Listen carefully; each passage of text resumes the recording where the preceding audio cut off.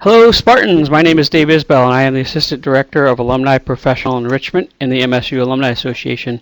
It's my great honor to welcome you to today's presentation, Engaging Student Leaders in Classroom and Community. Before I introduce you to our presenter, I want to point out to you the chat window on the left side of your screen.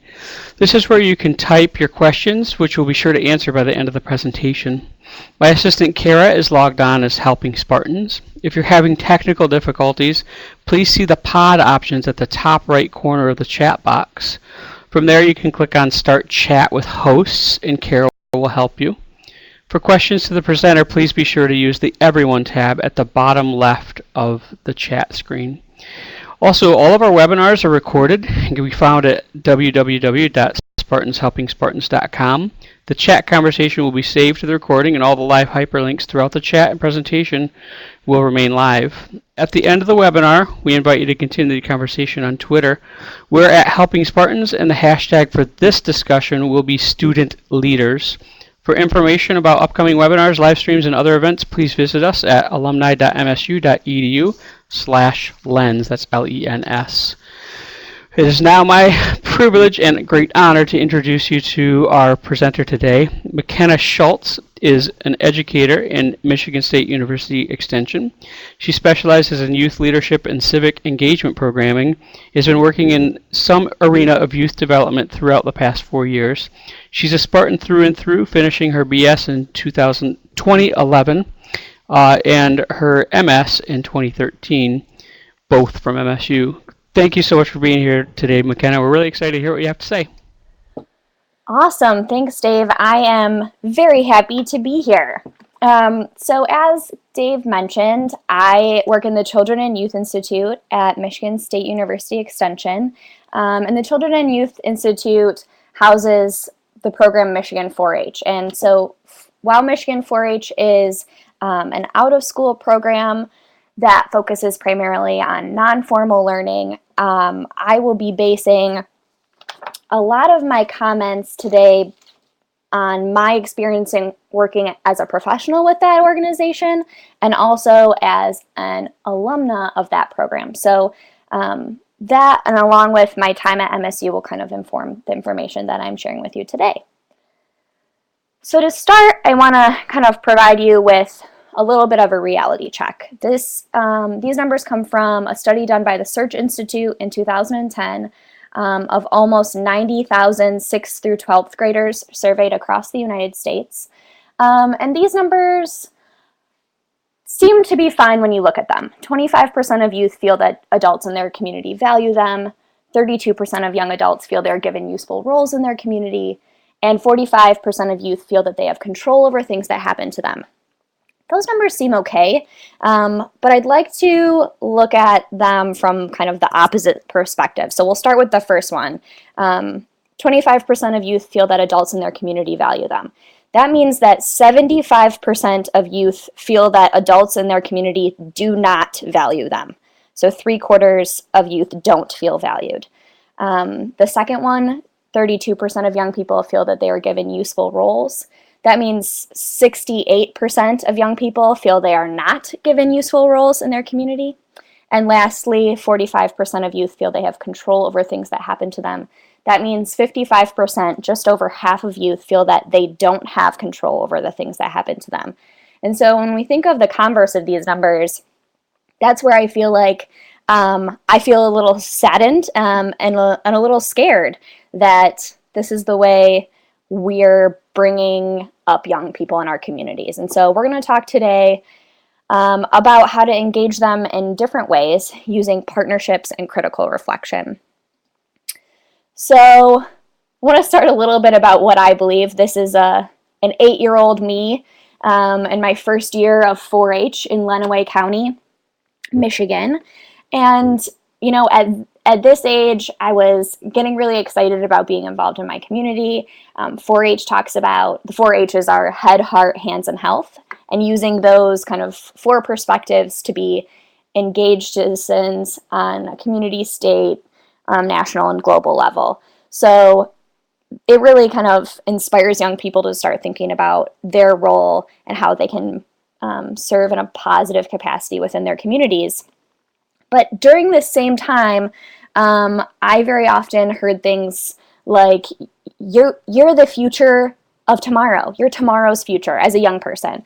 And I think that that's really common amongst many kind of communities, whether it's formal or informal education. We hear we have to invest in young people because they're our future, they're our leaders of tomorrow. And I'm going to disagree pretty starkly with that statement. I think that youth have a great capacity to be leaders today, and all they need is the help of partnering adults who can help them gain skills and knowledge and a positive sense of self-worth to make big changes in our communities now. So that's kind of how we're going to take the rest of today's conversation, is kind of from that perspective. Also, kind of in the realm of 4-H, we have 7 guiding principles that help inform the work that we do. And I really think that these are great guiding principles for any adults who work with youth. They are all equally important, but I think 2 are especially important to this discussion today, and those are the ones that you'll see are bolded. So number 3 is that youth are actively engaged in their own development, and number 4, that youth are considered participants rather than recipients in the learning process. And I think those 2 principles, kind of combined with the second one, where we provide physically and emotionally safe environments for youth as adults, those 3 things together will logically lead to the development of all of the remaining 4 principles. So through those things, we can have youth develop skills that help them be successful, where they can recognize and appreciate multiculturalism and the value of varying perspectives, where young people feel like they have the capacity to develop positive relationships, whether that be with adults or with peers, and that in the end, youth grow and feel valuable as productive citizens and as leaders through service and action in their communities. So I'd like to talk about how adults can work with youth to help implement these guiding principles and help young people move forward in a greater leadership role within their communities. So I'm one of those youth, or one of those adults. I have a life that's now centered around working with young people. And technically, the young people that I work with are between the ages of 5 and 19. So that's a pretty broad spectrum. Prior to my time at Michigan State Extension, I often thought that I engaged in partnerships with youth. I kind of thought that that's the way that I always engaged with young people, in a way that was a positive relationship, that we were both giving and taking. But I was wrong. And we'll talk more about the different levels of youth-adult relationships. But I think that this is kind of a really, it's a kind of a basic concept, but it's also something that we never really think about as adults. So knowing what I know now, is that when I was in 4-H, my 4-H program leader was, and still is, because she's still in that position, an adult partner for youth. So she very actively engaged young people in all of the things that you'll see on your screen. So she integrated youth perspective and skills at the table with her own experience and wisdom. She offers everyone, both youth and adults, opportunities to make suggestions and decisions. Everyone is recognized for the value they bring to the table and their contributions equally. And all of these things together allow youth and adults to work in a partnership equally, visioning, developing, implementing, and kind of assessing programs. So I think the key here is that youth-adult partnerships are truly a partnership. So if you can imagine a partnership in any other context, whether it's your life partner who you're kind of spending your personal life with, or it's a business partnership, these relationships take intention, they take time, they take trust building, and they take work to really be successful in the long term. So that's why I think youth-adult partnerships are a really valuable tool to use in helping young people feel like they have the capacity to step up to the plate and be leaders in their communities, and kind of shift those Search Institute numbers that we talked about just a couple of slides ago towards more positive numbers. I'd also like to recognize that in my youth experience working in a youth adult partnership with my 4-H program coordinator, we grew to be quite close. And as a young person and an adult, I felt like we were actually, she treated me as a colleague because of what I could bring to the table. And I think that's one of the key things. And now I actually am her colleague, which is kind of a glorious full circle evidence of how great youth adult partnerships can be, because of the relationship that I had with her and our experience working together. When my current position at Michigan State Extension was posted, I called her to talk with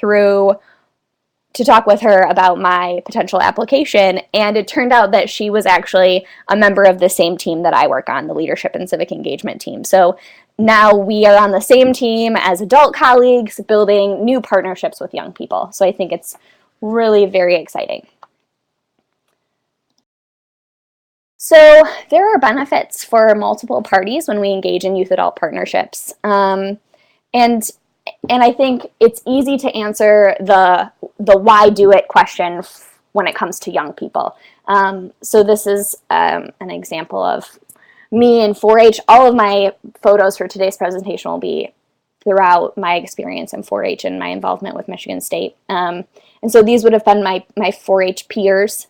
And really the great benefits to young people is the development of life skills. And while that's a commonality throughout all 4-H programs, the recognizing of life skill development is something that I think would be more unique when applying youth adult partnerships in other contexts. So not only when we do a project in school, or we're in scouts of some kind, or some other form of extracurricular activity like a sports or athletic team, kids are learning a specific skill set, like maybe they're building birdhouses, so they're learning how to use tools, and they're learning how to plan and construct a birdhouse.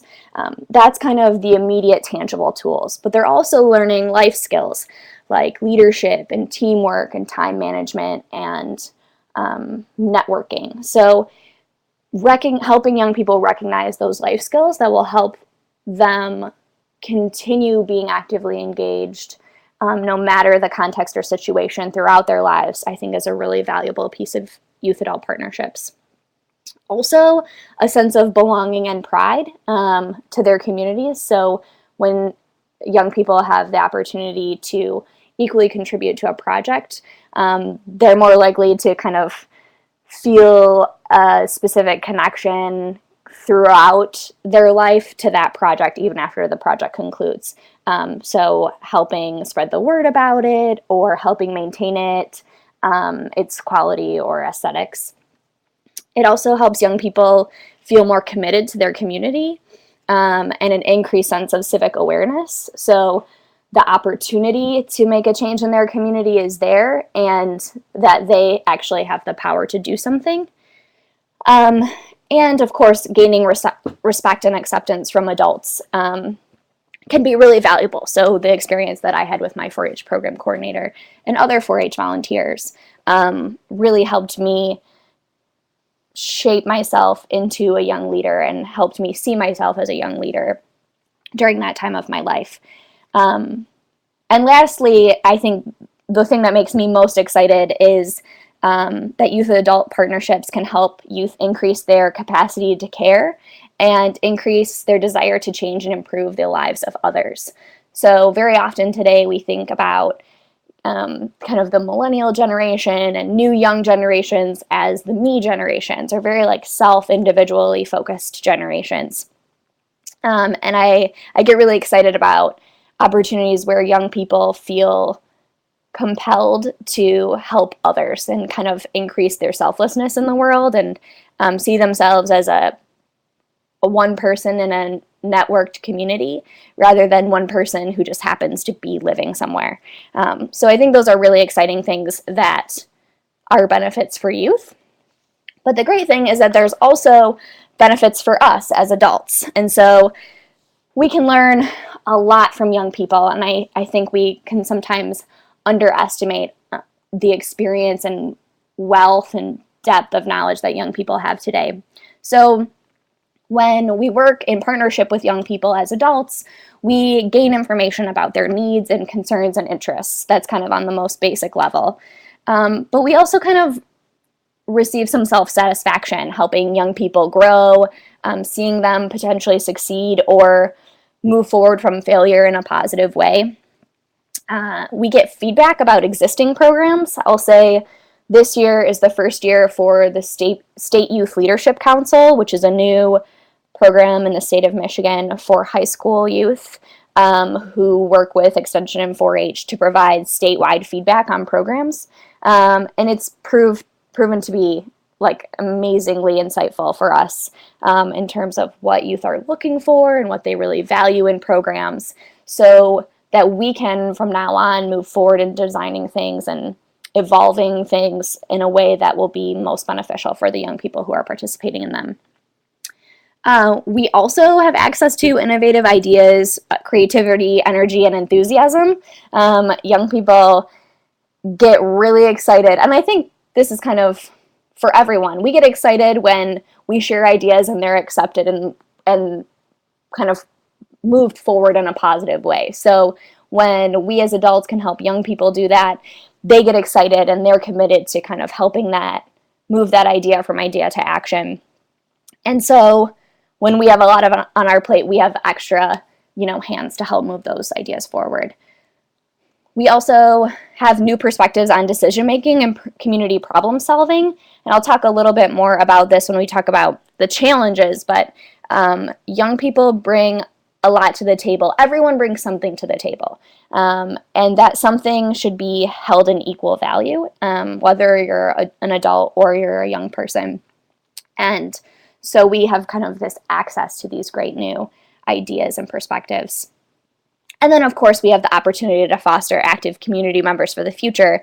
If we're going to take, that thought process that I don't particularly like, where young people are the leaders of the future, we want to make sure that they feel like they're in control and they feel like they're given valuable roles. And so that when they do become adults, that they are automatically excited about being engaged rather than having to cultivate that excitement at an adult level. But as I said earlier, I'm committed to the idea that we can help young people feel like active community members today. And lastly, there are great benefits for communities. So when you work in your community to develop partnerships with youth, and when I say community, that's however you identify your community. So it could be a geographic location, it could be a group of people that have similar interests, however you want to identify community, your school, your club, your organization, whatever that happens to be. This can be applied wherever. So the great benefits for communities is that there is a creative team to solve problems, and that there's mutual understanding and increased trust between youth and adults. And this kind of, through that teamwork, you have a collective of citizens who are more knowledgeable overall and more invested in their community, which is both a long-term impact and a short-term impact. There's paybacks immediately and paybacks long-term. And lastly, fresh perspectives on policy and decision-making. So this picture is an example of a group that I work with. This is the Michigan 4-H Capital Experience Group. It's a mock legislative program that runs for 4 days. Young people come from all across the state to engage in writing bills and meeting elected officials, doing career exploration and other kind of collaborative leadership activities. And there's some really exciting things that come out of this. So we have young people who as high schoolers participate in this program and then become interns at the Capitol when they're in college, or run and are elected for public office. An example of that would be that a former Capital Experience student who is now a student at Michigan State University and works with us on the program has recently been elected as the student government president at MSU. So he has some really wonderful connections within the university and is using all the skills that he learned in our program to be like the highest student elected official in the Michigan State community. So we get really excited about how young people apply working with us in partnership with us in these programs, because this is a youth-led program. So as I mentioned before, there are different levels of working with youth, and they range from youth as objects to youth as partners. And obviously what I'm advocating for is youth as partners. This isn't necessarily working with youth as partners isn't applicable for every scenario and every situation, but I think it's important to critically examine whether or not there is an opportunity for partnership. The two that are most common, I'm going to say, are youth as recipients and youth as resources. So youth, adults determine programs that benefit youth, or adults ask youth what they want and then develop programs for them. And I think that this is the most common because of our sociocultural power structure. So we are now currently adults, and it's taken our whole lives until adulthood to gain power, because power isn't really given to young people in our society.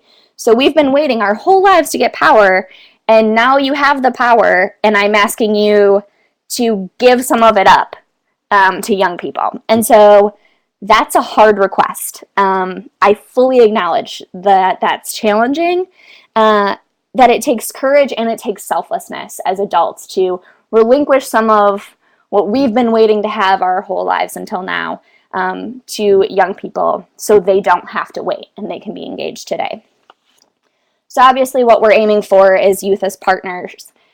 And this means group collaboration. This is a process that takes place over time, and it's small successes leading to big changes. And it's important to celebrate all of those small successes together in a way where youth and adults are working together to determine the value of what they've been contributing to.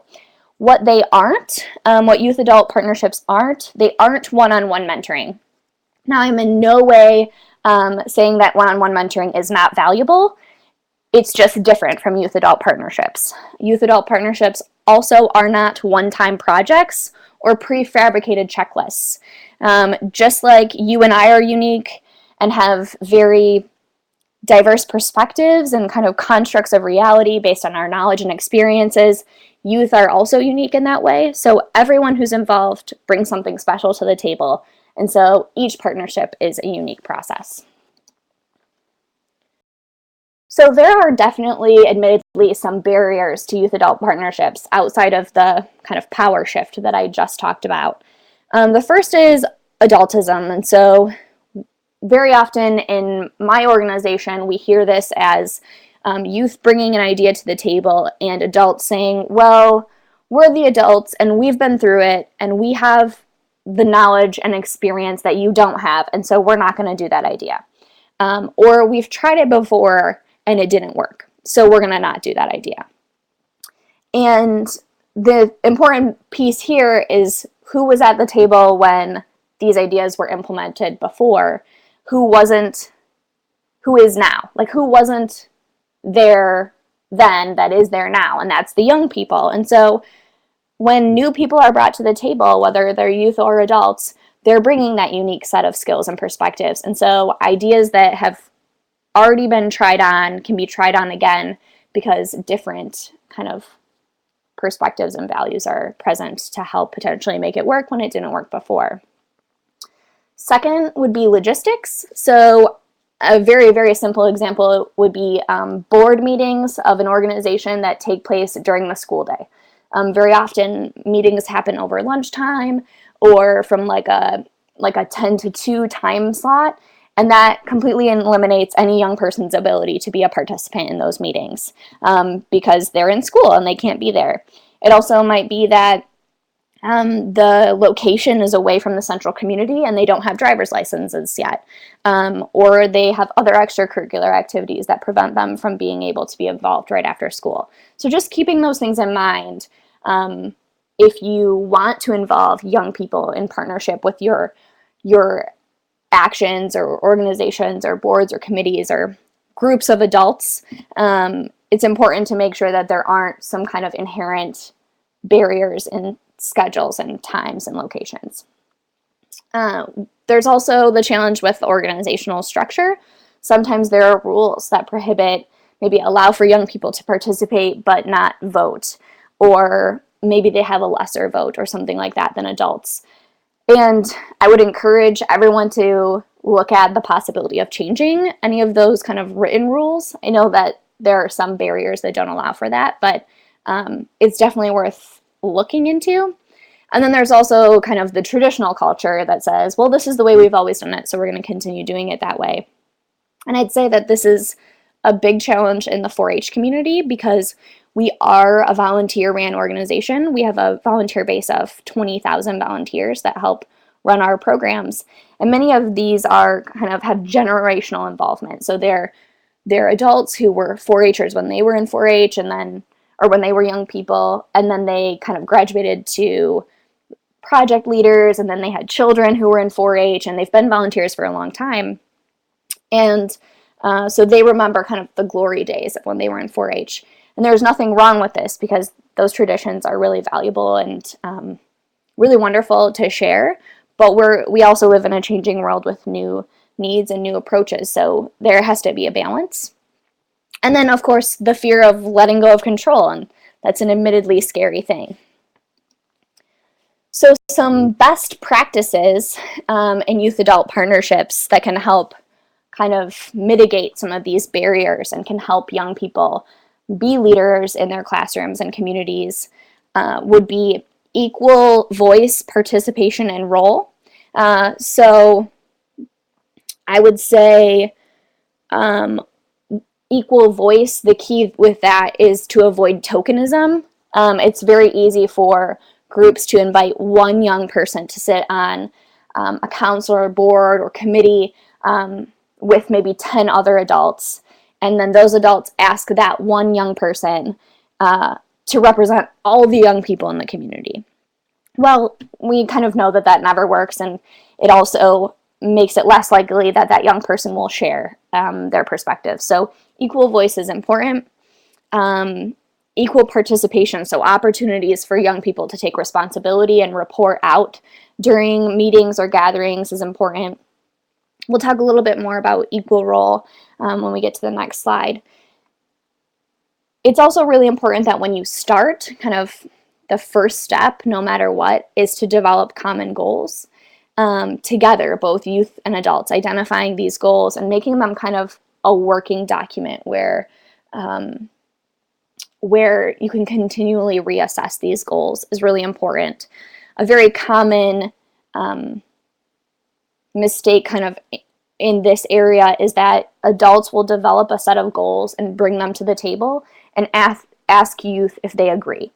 And we know that in those situations, it's very unlikely that youth will say that they disagree. But it also means that they don't really feel any sense of ownership over those goals. So if you come to the table with a blank slate between adults and youth, a blank page, and work on developing and defining those common goals together, everyone has equal sense of ownership and commitment to them. It's also important to have a system of open communication, so making sure that you're communicating in ways that work for everyone. So that might mean expanding your current structure for sharing information.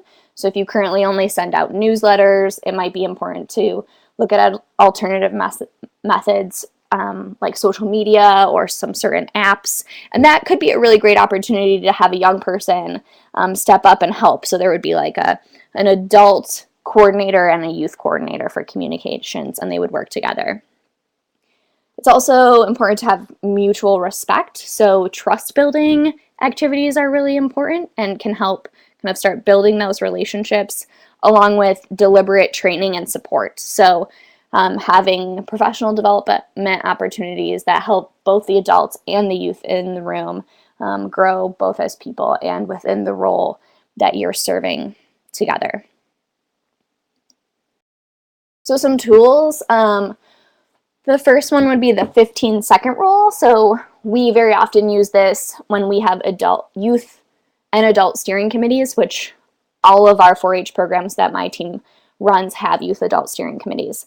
And really our rule is that when something's on the agenda, the adults wait at least 15 seconds before saying anything, so that if youth have an idea, they have the opportunity to share it first.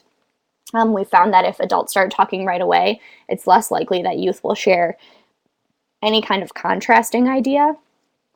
Another would be creating an inclusive environment by how you set up your room.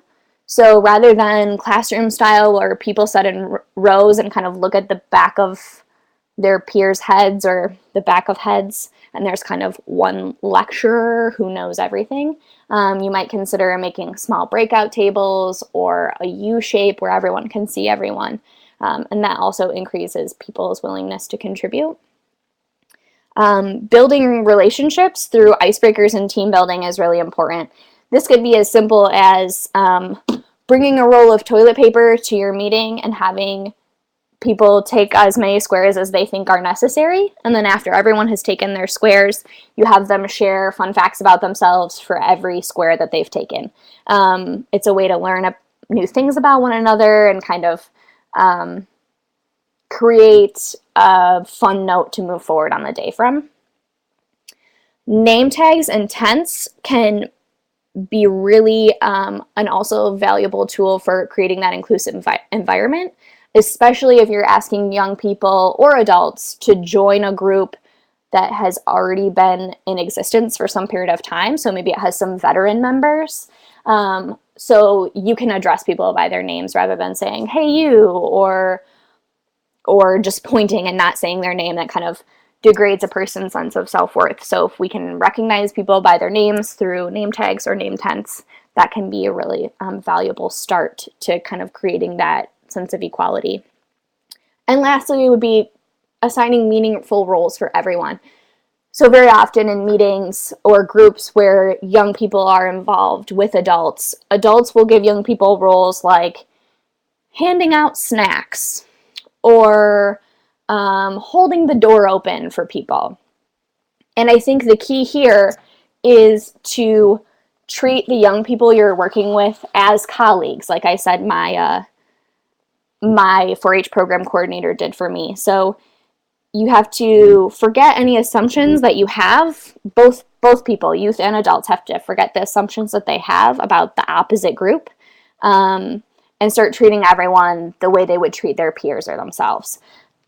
And then sharing equally in both the successes and potential consequences of those actions. Another one that I didn't list here, but pictures are shown in the bottom left of this slide and in the previous slide, are using tools for brainstorming that allow all voices to be heard and participate.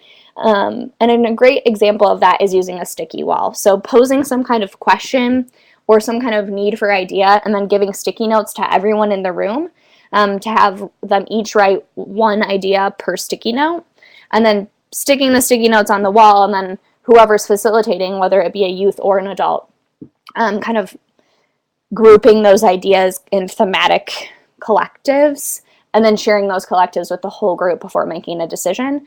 This is really great for letting youth ideas be heard because they might not be immediately willing to share. Youth-adult partnerships aren't super common, so it takes a little getting used to for young people and adults. But it also helps maybe the quieter ones in the group.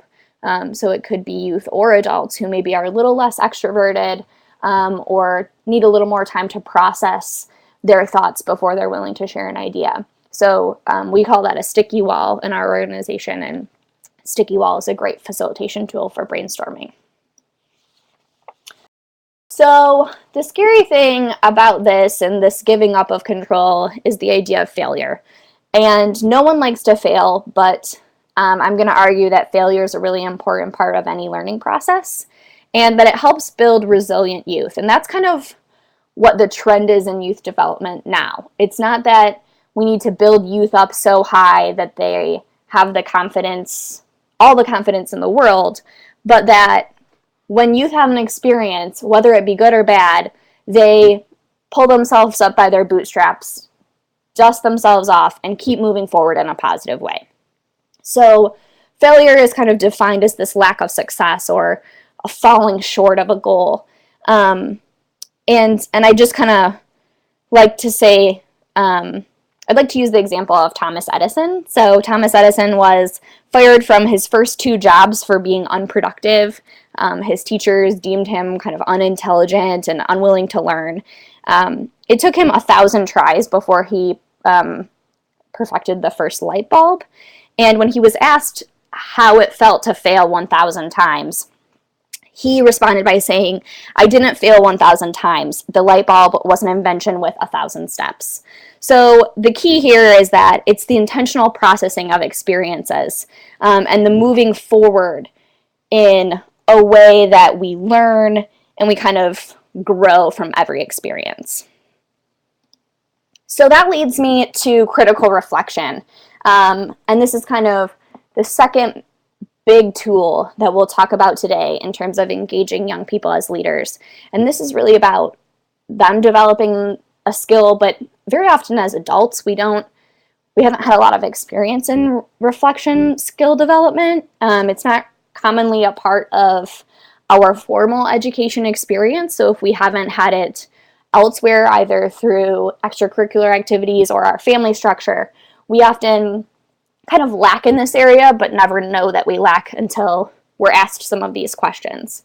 So reflection is definitely a skill or a group of skills where we make observations and ask ourselves questions. And the asking of those questions and the answering of those self-asked questions is how we can connect facts, feelings, ideas, and experiences. And by making those connections, we can make meaning of these kind of hidden lessons. And so in practicing reflection, we're learning to learn, and we're then developing lifelong learners in our youth. So young people who are continually trying to grow and expand, who are always eager to take positive risks because they know that there's potential learning experience involved, and finding that there's an interconnected web of relationships among our experiences. And while experience A and experience B might not immediately seem related, if we look back at some of those life skills or some of the lessons that we've learned, they kind of help us move forward between experience A and experience B in a positive way.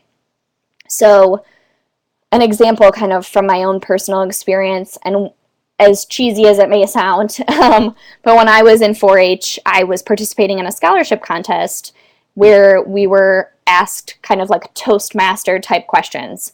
And the question that I was asked was, what if you had a motto for your life, what would your life be?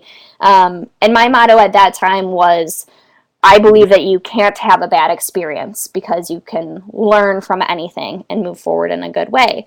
And so at that time, I didn't know that the skill I was using to move forward in a good way was reflection. It took me getting to MSU and being a member of the Liberty Hyde Bailey Scholars Program at MSU that really helped me identify that those skills were reflection, and those reflection skills really helped me be kind of the best version of myself, because I was always looking for that kind of golden nugget of learning to apply into the future.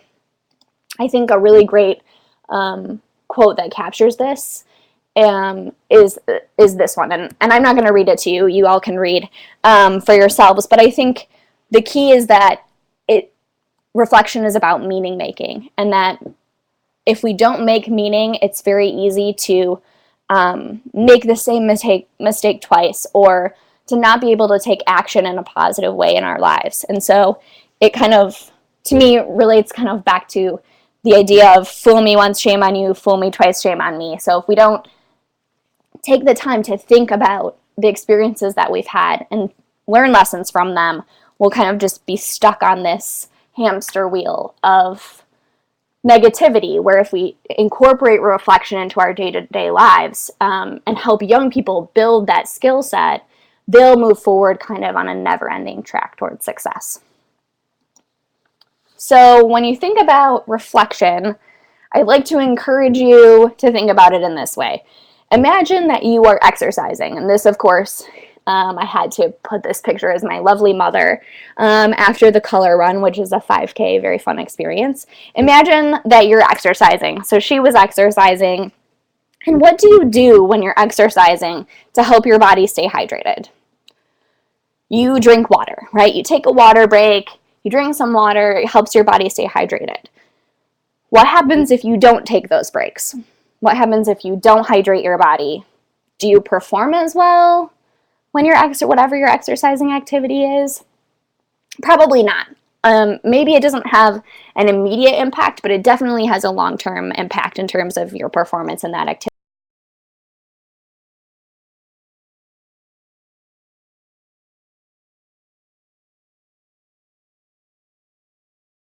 So if you think about kind of every day exercising your brain, take 5 minutes to think about what your successes of the day were, or what your challenges of the day were, and why they were your challenges. And if you can build that into your kind of daily system, it becomes second nature, and it becomes kind of something that you do subconsciously. And I think that would be the end goal for youth, would be that they develop this skill set at a young age, so that when they grow and expand their roles within their communities, or they travel the world and represent their communities in other places, that they're constantly assessing and reflecting on those experiences together. So our role as adults is to help young people ask these questions, because they really might not be conditioned to ask these questions in any other place. And this is kind of asking these questions is the nugget that helps them decrease stress, increase emotional intelligence and self-awareness, and kind of address, again, some of those Search Institute numbers, so youth feel like they have more control over the things that happen to them. So the questions I think that are key are, how are you feeling about an experience? Why are you feeling that way? If they might not be able to answer the why, but I think the why is always an important question. I think also, what did you expect would happen is very important. And then why or why not were those expectations not fulfilled? And then that why or why not is what helps you identify what could change in the future. But the key here is kind of this question that's on the screen. Is the why or why not? Why were your expectations met? Or why were your expectations not met? Is that something that you can control? And I think this is a very simple question, but it can help young people gain some clarity. And even adults, I ask myself this question all the time. If yes is the answer, then there's a great lesson there. If no is the answer, then it's important to let it go and move forward, kind of live and let live. So how are you feeling? Why? Is it what you expected? Why or why not? And those are kind of the things that help that golden nugget of learning come to light. So why take the time for reflection outside of course, making it the hydration for your brain and your soul? It increases a sense of self-awareness and meaning making, improving those basic skills, and having better learning experiences. It can help with stress management, that idea of resiliency, the sense of grit and the get back up after you fall off your bike mentality. There's a higher level of thinking and problem solving by the ability to make those connections between experiences. There's increased awareness of changes in oneself. So that idea of self-worth and valuing of your skills and abilities, and applying those skills and abilities within different areas in your community. Positive risk-taking, like willingness to try new things. Maybe we're a little less afraid because we know no matter what, we're going to be able to learn something at the end of the experience. And then also acknowledging and celebrating those learning experiences is really important. So saying, wow, that didn't turn out the way I thought it would, but, I met this person and I learned that I have to start this 3 months earlier and I should bring this person in as a connection and that these people would make great partners. Those are all really wonderful learning things. And so despite kind of a perceived expectation that wasn't met, there are still some really wonderful things that come out of it anyway.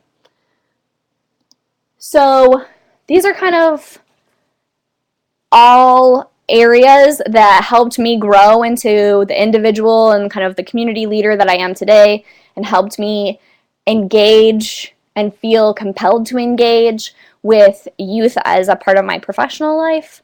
So my time working as a young person in youth adult partnerships helped me be this critically engaged Spartan that I am today.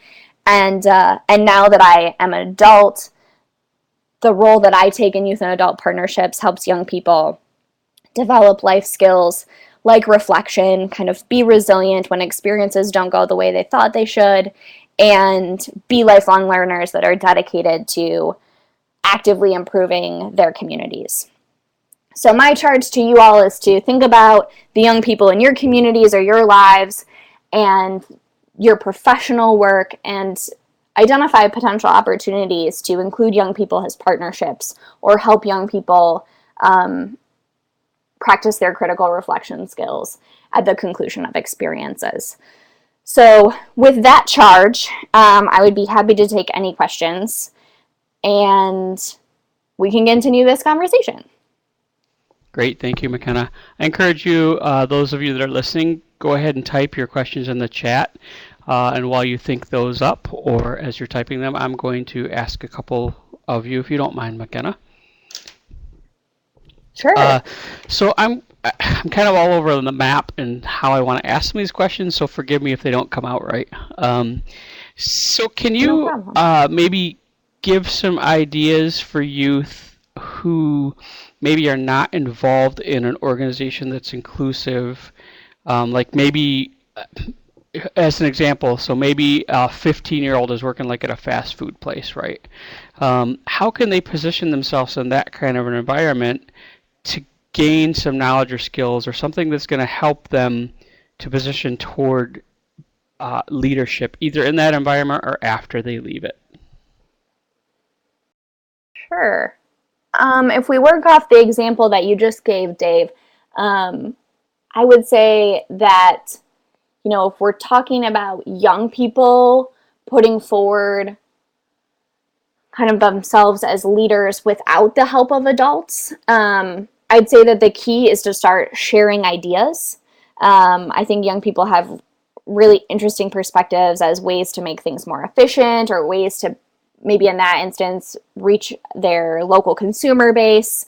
And so it would be kind of taking the positive risk of sharing those ideas and identifying who kind of the power people are in that career environment to share those ideas with.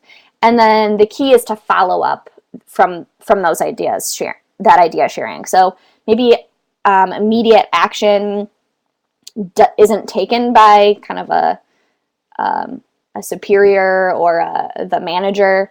And so it would be following up, or potentially kind of starting action on a grassroots level. So finding other employees to share ideas with who can collaborate and make a team. I think always including more people at the table and more perspectives at the table is the best start to moving any idea from idea into action. And that step, moving the idea from idea into action, is where I think true leadership kind of holds true. Does that answer your question? Awesome answer. So let me flip that scenario around, and let's say that I am like the adult manager at the fast food restaurant, and I see a kid who has some kind of potential maybe, and I want to develop that kid. But let's just face it, you take a fast food job not because you want to be there forever, right? So how could I, as the manager in that scenario, how could I be inclusive and create an environment where I'm using that platform to kind of develop the kids with the understanding that, hey, maybe they're not going to be here forever, but I want to make my organization a launch pad, for these kids to move on. Are there some ideas that you have or examples maybe of how organizations have maybe done something like that? Yeah, absolutely. So I think kind of the basic idea is, as an adult, how do you kind of engage young people in these conversations? Maybe they don't present themselves as immediately interested and you kind of see potential in them.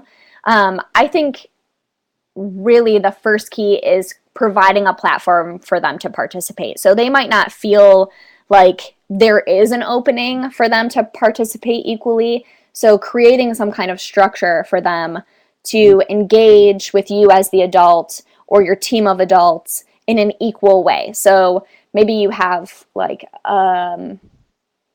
maybe you have a staff meeting where the managers share all the information. I think that the key there would be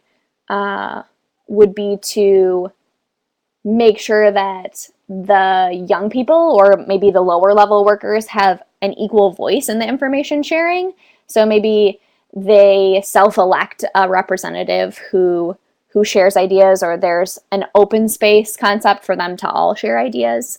And then I think also that idea of sharing equally in the responsibility. So maybe some of the things that wouldn't normally be allocated to maybe like a cashier or someone who waits and clears tables, allowing them the opportunity to take on additional responsibility. And then, of course, providing that intentional training and professional development so that they can feel successful there is really important.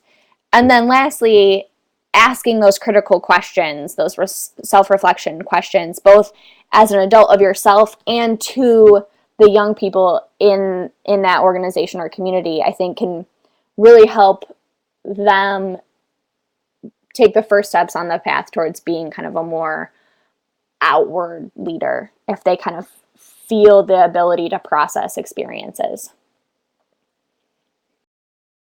Great ideas there. I am wondering about the concept of power dynamics. So in a situation like a classroom, for example, the teacher is obviously the adult, and they are also held responsible for what happens to be in that classroom, right? So there are power dynamics between a teacher and a student, especially a minor.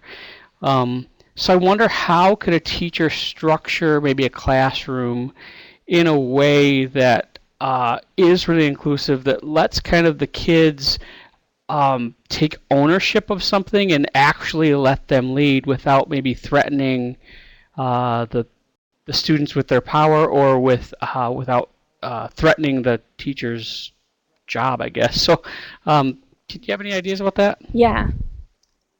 Yeah, absolutely. So for me, so technically within MSU Extension, I would be considered a teacher or an educator. And so while I don't work with the same classroom, quote unquote, classroom of students every time I teach, I am held responsible kind of for their well-being and their learning and the time that I'm with them. And so the approach that I take there is, it's really kind of the way that I hold my own perspective. So I consider myself an expert learner.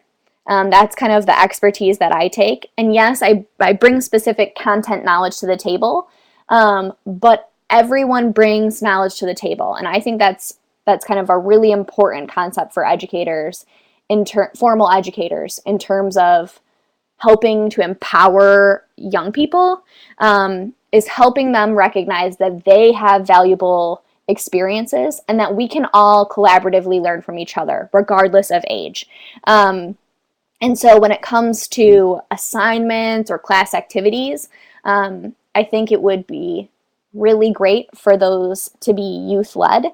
So kind of enacting some scaffolding. Maybe older youth are teaching and facilitating projects for younger youth in classrooms. So that would take some kind of cross-grade collaboration, or even the ability to take self-assessment into consideration when they're doing grading, I think could be a really valuable tool. And at this point, I feel like I really have to reference again the Liberty Hyde Bailey Scholars Program on campus at MSU. And it pretty much does exactly what you're asking. It's a learning community where professors are just facilitators, and students and professors come to the table at an equal level with specific learning goals, and then together they decide how they're going to reach those goals, what tactics are they going to use for learning, and then how they're going to collectively assess themselves. And I think that was one of the most profound learning experiences I had throughout my, 18 years of education. Being in that program was the one that helped me really identify, it was the light bulb moment for me in terms of education. So if we could help facilitate similar experiences of kind of youth-centered or youth-led learning, youth-led projects, youth-led assessment, and where teachers kind of are facilitators and help ask critical questions, where the youth or the learners can kind of self-discover the information, I think that can be really, really powerful in terms of not only learning and comprehension, but also this idea of youth empowerment and youth leadership in our communities. Great, thank you. I have one more question. So if you have a question for Makena, please type it in so we can, we'll be wrapping this up in just a few minutes. But I want to ask a question about, so going back to kind of the power dynamics. So you and I both know that it's often more about who you know than what you know to get anything done out here in the real world. And whatever the real world is. But I'm wondering, how can a teacher maybe, or a business person, like if we do the fast food manager role, how can they actually maybe encourage a relationship, or vice versa? How can a student encourage a relationship that kind of builds into a network that helps these youth to continue their pursuit of development through relationship? I don't know, that was a long-winded question. Does that make sense? Yeah. I think I get what you're saying. So if I answer and then it ended up not answering, let me know. But I think the key here is that that initial trust building. So maybe you already have access to young people, and it could be you're a school teacher, or you're a manager of maybe high school employees, or maybe you're a faith-based leader, or maybe you don't have young people. Maybe you're a chairman of a city council, but you see kind of the value of young people. I think the first step is inviting them to the table if they're not already there, and having that be an open invitation. Because I think we make assumptions about young people that limit who we allow in reality to be at the table. So having an open invitation for young people to be present at the table is the first thing. And then secondly, identifying those common goals together is a really great trust building experience. And when you do those things and you engage together on a regular basis, where with mutual respect and that equal investment and responsibility and celebration and or consequence, that opens up these channels of communication, and kind of in the day-to-day, in my day-to-day, so I'll use myself as an example. I was in the Grand Traverse area doing a community activity, and I was talking to a young person that was working at the establishment where the activity was hosted, and she happened to mention that she had an interest in community sustainability. And I said, oh, wow, have you ever, and this was after kind of a prolonged conversation, but this would be my first time meeting this young person. I said, have you considered the program at MSU? Of course, I'm a Spartan through and through, so I'm kind of always advocating for young people to look at coming to MSU and taking advantage of our opportunities. And she said, yeah, I was looking at it, but I'm kind of confused and I wasn't exactly sure. And all it took for her to be super excited about opportunities at MSU was for me to give her my card and say, email me and I'll connect you with a couple professors in that department who are doing really awesome work, and they can talk to you about some of the kind of experiential team-based projects that they use to promote learning in their kind of formal classroom structure. So just having an advocate helped that young person feel excited about continued learning, empowered through my network. I think that very brief relationship that we had meant she knew that she had me as an advocate here at the university and that we had a relationship. So, and I even said, it's likely that I won't remember who you are if you just give me your name when you email me or call me. So make sure you remind me that this is where we met. And she said, oh, absolutely. And so now I'm excited for her, and I'm excited because I have the opportunity to help her.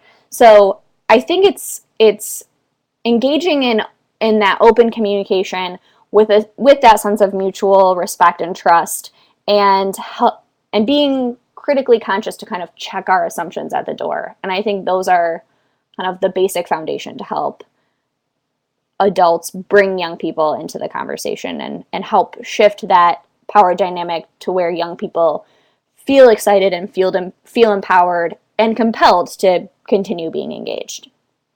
Awesome answer. It was better than what I expected, considering the question that I gave Awesome. you. So thank you for that. Cool. So I want to give you the second to give any last thoughts, and then I will wrap this up.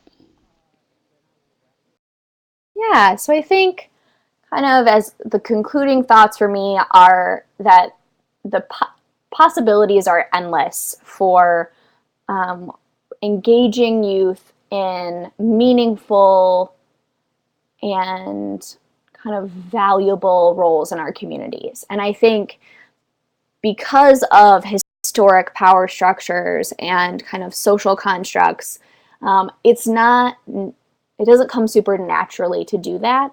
So my kind of charge, I guess, would be to recognize those opportunities, give young people in your communities a chance to step up, because my experience has shown that you set the bar high and they will reach it and potentially reach above it and shock you in a positive way. So young people have this great capacity to be leaders today and tomorrow, but not only tomorrow. So we have to kind of seize the today and bring young people to the table with us, and identify that together, young people and adults bring a great collection of skills and knowledge to create positive change in our communities. Great, thank you. That's I it. have Thanks, one more Dave. question for you, one more idea here that I'd like you to share. Can you tell people that are listening how they Okay. can get involved with the work that you're doing, and maybe some ideas of stuff you have coming up that they could get involved in? Oh, yeah, absolutely. So the greatest kind of resource would be msue.msu.edu. That's the MSU Extension website. We have an awesome events calendar there. You can click on 4-H specifically if you're looking for opportunities to volunteer with the 4-H program, or if you're a young person who's looking for kind of opportunities to expand your leadership skills or your civic engagement skills. There are lots of exciting things on those websites. There are also really excellent articles that are written by MSU Extension educators. So you can search me as an educator on that website and find articles about reflection and about leadership, all kinds of things, kind of related to anything in the youth spectrum. If you're looking for activity ideas or engagement tactics. There are lots of educators working in the Children and Youth Institute who have a wealth of knowledge. So that would be kind of the general way to be involved. And then if you were specifically interested in bringing leadership or civic engagement programming to your community, obviously leadership and civic engagement is a very broad umbrella. So I'm reading what Robin wrote about a youth leadership institute in her middle school where young people will be tasked with implementing a wellness policy. That sounds like an awesome project. And Robin, if you need support in making that happen, myself or someone from my team could be a great resource for that. So we do travel all over the state doing programs. And there are some really awesome statewide programs that are hosted mainly here on campus. So by contacting me at my email address, I can kind of help connect anyone with resources or potential opportunities to collaborate together. Great, thank you. I wanted to give you a chance to plug that. So Thanks. our time is up for today. I really enjoyed this discussion. Thank you so much, Makena. This is really insightful, and I hope those of you that were here really enjoyed it. And I want to remind you that this has been recorded. You can find the recording at SpartansHelpingSpartans.com. It will be up there in the library under recorded webinars. We should have that up later today. And so I encourage you to take a look at that. I wanted to let you know, with parting thoughts, the MSU Alumni Lens exists to build a portfolio of professionally and personally enriching content and experiences for Spartans around the globe. We're constantly looking for ideas regarding content and experiences that will help Spartans to grow personally and professionally. So what ideas do you have for us? What do you think we should be doing? What do you want us to present? Give us some ideas. Shoot me an email. That's isbeld@msu.edu. I'd really like to hear from you and to see if we can incorporate your ideas. Thank you so much for being with us today, Spartans, and we look forward to seeing you again soon. Go Green!